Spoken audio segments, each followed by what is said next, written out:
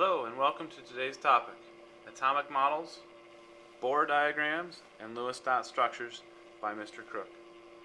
You will need your note paper that was passed out in class, and please feel free to pause, rewind, and replay if you need to at any time during this video. Now first of all, remember that the atom has electrons on the outside and that protons and neutrons are on the inside. Now in each of these shells that are going around the outside here, the electrons can be, you can have 2 in the first, 8 total in the second, and 18 total in the third.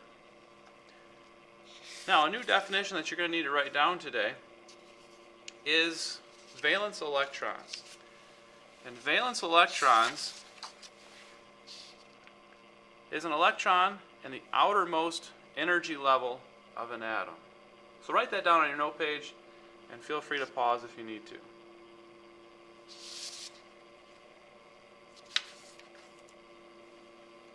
So let's go to the atomic models that we're going to be using in class today. There are 2 ways that will help us draw atomic models. The first one is the Bohr diagram. Now, the Bohr diagram uses the elements that we're familiar with. Are you familiar with that one? But let's get to one that we can actually use. Here is an element that we're familiar with from the periodic table. To do a Bohr diagram, you simply find your element on the periodic table. Determine the number of electrons it has, which is the same as the atomic number. This is how many electrons you will draw.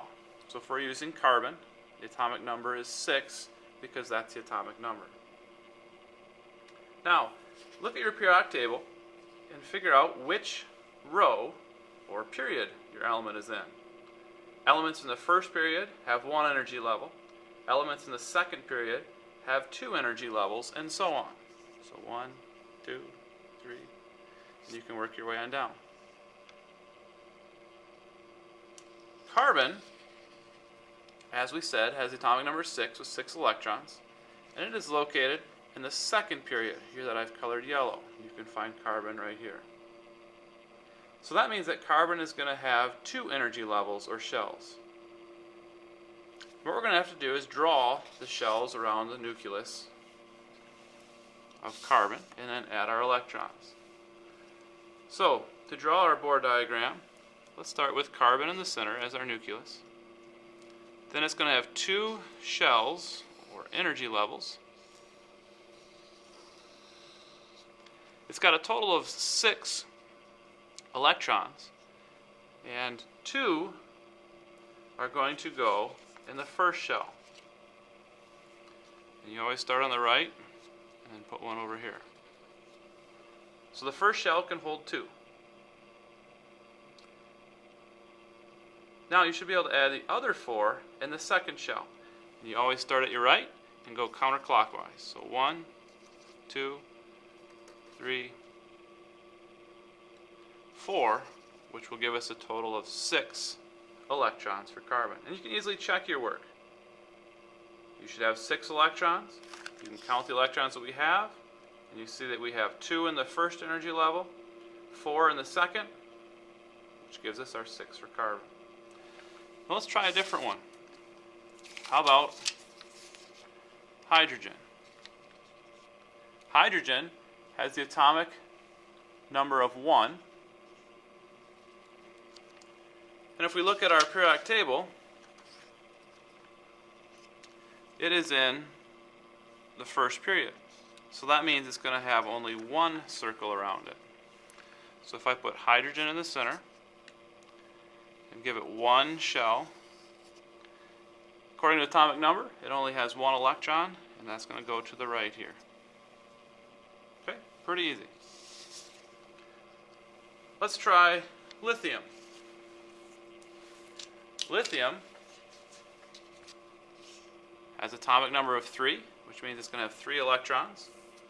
We can find it on the periodic table in the second period which means it's going to have 2 shells on it. So if I draw lithium for the nucleus, 2 shells, first one, second one. It's got 3 electrons. So you're going to put 1 to the right, 1 to the left. That's the 2 that the first shell can hold. Then we've got 1 extra because it's got 3 electrons, and it's going to start to the right over here. So the atomic model, according to the Bohr diagrams for lithium, would look just as we see here. Let's try one more. Let's try oxygen. Oxygen has an atomic number of 8. We know that means there's 8 electrons in there. It's also found on our periodic table in the second period. So, to draw oxygen, I'm going to make the first circle, which is going to be the nucleus here. And then we're going to draw 2 shells around it. 1, 2. The first shell can have 2. 1, 2 electrons. The second shell can hold up to 8. So let's start with the right. 1, 2, 3, 4, 5, 6 for the outer shell, which gives us a total of 8 electrons. 2 in the center and 6 around the outside, which is the 8 electrons that oxygen needs. Well, there is another way of drawing atomic models, and that's the Bohr diagram. Sorry, that's the Lewis dot structures. And Lewis dot structures are actually quite a bit easier because you're only drawing valence electrons. Now, valence electrons, remember, is an electron in the outermost energy level. So we're only going to be drawing the ones in the outer shell, which takes away the 2 center ones, and if we got more complicated in our atoms, more electrons towards the center as well. Now, to find how to draw Lewis dot structures, we're still going to be using the periodic table and our different elements. So you find your element on your periodic table, determine the number of valence electrons, and this is how many electrons you would draw. This drawing of the periodic table will help. Think of the groups and will help us draw the electrons. To find out how many valence electrons you're going to draw, find out which group or column your element is in, as I've colored them differently here. This will tell you how the number of valence electrons your element has. You will only have to draw the valence electrons. Remember that each column is called a group. Each element in a group has the same number of electrons in their outer orbital. The electrons in the outer shell are called the valence electrons. Let's try carbon.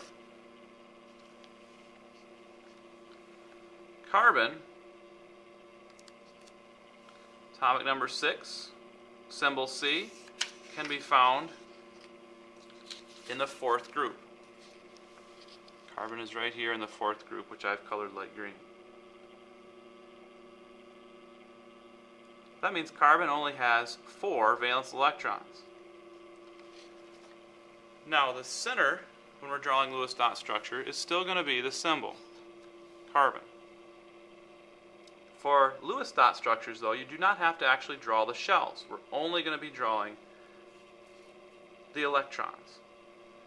Now, since carbon has 4 valence electrons, we are going to start with a dot to the right and simply put 1 electron here and work our way counterclockwise. 1 here, 1 here, and 1 here. And that's it. That is the Lewis dot structure for carbon. Very easy, no circles, takes up a very small amount of space. Check your work. We have 4 valence electrons. If we go back to our periodic table, we'll see that it's in the 4th column, which means it has 4 valence electrons, and we're go. Now, you might be saying, what about the other 2? Well, scientists understand that the other 2 electrons are there just in the center, but with a Lewis dot structure, we only have to draw the valence electrons, which are on the outside. Well, now that we understand carbon, let's try a different element. Let's try hydrogen. Hydrogen has 1 electron. Well, that would make sense then that it's in the first group, which means it only has 1 valence electron. So if I draw hydrogen here, put an electron to the right, that's it. That's the drawing for the Lewis dot structure for hydrogen. What about lithium? Here's lithium. Atomic number is 3. This one too can be found in the first group on your periodic table of elements. So if I draw lithium, number of valence electrons is still 1 because it's in the first group, and it's going to go right here. But wait, that's the same as hydrogen? No, it's understood that the other 2 are just not drawn. But the valence electrons are drawn, which is just going to be 1. What about oxygen? Oxygen has 8 electrons total, but that doesn't matter for Lewis dot structure. We just want to know the valence electrons. And oxygen is located right here, number 6. So that means that since it's in the 6th group, it's going to have 6 valence electrons. So let's draw oxygen. Start with 1 electron to the right. Double up this one, and double up this one. And there are your 6 valence electrons for oxygen. So as you can see, Lewis dot structures are much easier to draw than the Bohr diagram, but they are both very useful for their different purposes and properties that we have.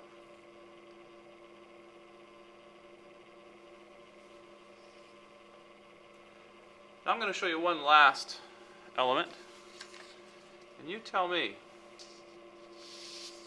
is this Lewis dot or Bohr, or is there some problems with this one? You can see that it's arsenic 33. You can see the shells that it has, 2 electrons in the first shell, 8 in the second, 18 and 5.